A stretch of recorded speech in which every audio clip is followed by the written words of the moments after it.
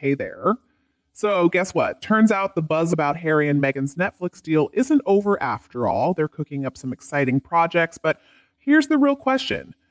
Are they still riding the wave of their royal connections? A big shout out to the King YouTube channel. Now let's dive into some hints that things might not be going smoothly over at Harry and Meghan's Archwell Productions. One major clue, people are constantly jumping ship. I mean, I'm no expert, but I don't think a bunch of folks leaving is a great sign for any company. And let's talk about their body of work at Archwell Productions. It's, well, not exactly mind-blowing. Take their docuseries, Harry and Meghan. It did okay, but if you ask them, it was basically the greatest thing ever. What do you think? But, it's not exactly a success story. Take their Live to Lead series, for instance. Turns out they didn't really produce it. They just bought it after it was already done. Remember Jacinda Ardern, the former Prime Minister of New Zealand? She mentioned that she wouldn't have associated herself with it if she knew it would end up as an Archwell Productions feature. And then there's The Heart of Invictus, which, let's be honest, didn't do too well. Harry and Meghan's involvement didn't exactly boost its popularity. Maybe under different circumstances, it could have had a chance. But you see, by the time Heart of Invictus came out, people already had a sour taste in their mouths about anything Harry and Meghan were involved in. Maybe if they hadn't grabbed so much attention for themselves during the games, it could have stood a better chance. But alas, timing wasn't on its side. Guess what's making headlines in Newsweek? It's all about Prince Harry and Meghan Markle's upcoming Netflix projects. Now, the first thing that crossed my mind, could these be the projects Meghan hinted at during that event in November? And what exactly are they working on this time? Given their track record, you'd think Netflix might be taking a bit of a gamble by handing them projects, but let's dive into what Newsweek is dishing out. Interestingly, this time the scoop is coming from Netflix's chief content officer, not directly from Meghan Markle herself. So for once, it's not Meghan as the source. Does that make it more reliable? Well, it should. However, in Hollywood, things aren't always what they appear to be.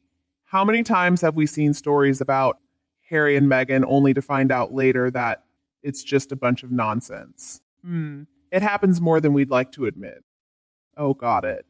Very early development, just like what happened with Pearl, maybe. So here's the scoop. If their new projects are in the same early stage as Pearl was, chances are we might never actually see them come to life. Very early development often means these ideas are still floating around in someone's mind. It usually implies they haven't even started working on the projects yet. Remember Pearl? They hyped it up as this fantastic series, but it got canceled before they even started filming. Harry and Meghan have tossed around other ideas too, and, well, they didn't really take off because, let's face it, they weren't all that great. Back in June, the Wall Street Journal spilled the beans that Harry and Meghan were working on a Netflix show called Bad Manners. Remember that one? It was supposed to give a fresh twist to the story of Miss Havisham from Great Expectations, portraying her as a misunderstood feminist. Now, doesn't that sound like one of the most absurd ideas ever? Honestly, I really hope, for Netflix's sake, that it's not one of the projects they've been focusing on. If that's in the very early development stage, it's pretty much a guarantee it'll be a massive flop. Richard Eden at the Daily Mail is raising similar questions, wondering if Harry and Meghan will keep cashing in on their royal connections. He points out that their attempts at making films about others haven't been very successful so far. He's hitting the nail on the head there. Let's consider Harry and Meghan. Their only success has come at the expense of Harry's own family. The truth is, they lack talent, good ideas, and essentially have nothing substantial to offer. Will this change for them in the future? Well, we can't predict that with certainty, but the outlook isn't promising. Richard Eden notes that as their Netflix contract's end approaches, Harry and Meghan seem to face a growing dilemma. Do they keep trying to prove themselves as independent filmmakers or take advantage of their royal connections for new opportunities? Richard Eden is picking up on the same signals we are. Firstly, there's the ongoing departure of people from their Archwell Productions company. Just a few days ago, the Sussexes were in the Caribbean with the head of Paramount Pictures, a reminder that their Netflix contract is set to end next year. Many are speculating that Harry and Meghan are trying to send a message to Netflix suggesting they don't need them anymore. If that's their plan, it's a pretty foolish move. At this point, Harry and Meghan should be considering any work that comes their way. Thinking they can land something bigger and better than Netflix might just be wishful thinking. In the recent episode of Palace Confidential, Eaton raises a crucial question. If Harry and Meghan decide to join another broadcasting company, will they confront the same dilemma? Should they capitalize on their royal connections with yet another show about themselves, or do they persist in attempting, with limited success so far, to establish themselves as producers of films and TV programs about others? The truth is, Harry and Meghan are keeping things under wraps on this matter, aiming for an air of secrecy to drum up excitement about what they have in store. Yet, will this secrecy be enough to ensure success for them? I'm quite skeptical. Eden echoes the same sentiment we've been expressing. We need to see some action from Harry and Meghan. It's been all talk for quite a while now. Eden recalls Meghan's statement on the red carpet for Variety back in November, mentioning exciting projects in the pipeline. However, 3 months later, we're still waiting eagerly to hear about any of these supposed exciting ventures.